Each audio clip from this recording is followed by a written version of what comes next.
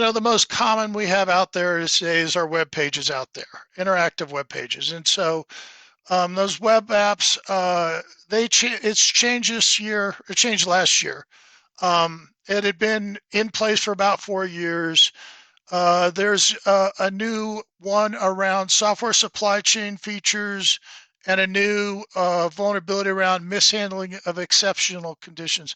And so this is where you want to go make sure that you're now adding those two to the ones you focus on fixing.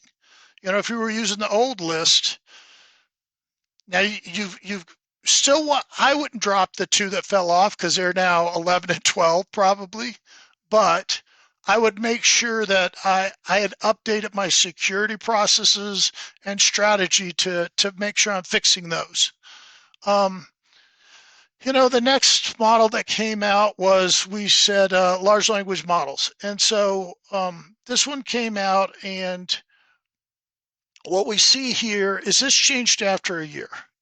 And when it changed, there were 4 new threats, and 3 of them had been renamed or recategorized.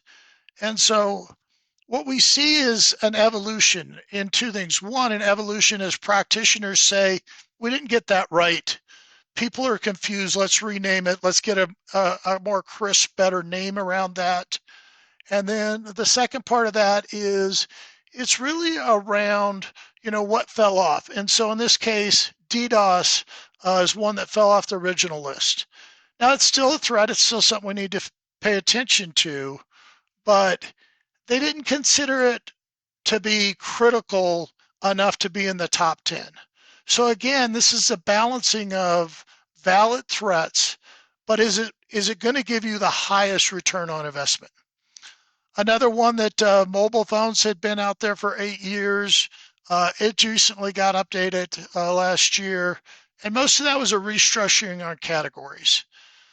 And then finally, a brand new one, not just new, but brand new, never before been out there, similar to large language models that had been recently created, APIs that had been recently created.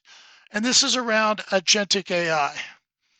And so because these systems are autonomous, they can move plans, they can interface with customers, they can make decisions about, a customer getting approved for a loan or something like that, potentially, depending on your business model.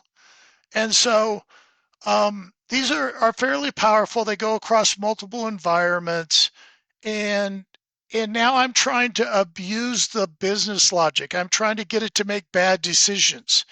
And so again, most of these need new tools. I'm protecting my web apps with tool A. I'm protecting APIs with tool B, my large language model with tool C. And this one is going to be interesting to see if it's more of a tool or more processes. But it's definitely something we want to get educated on and make sure we have protections around, because these hackers are going in and changing chain reactions.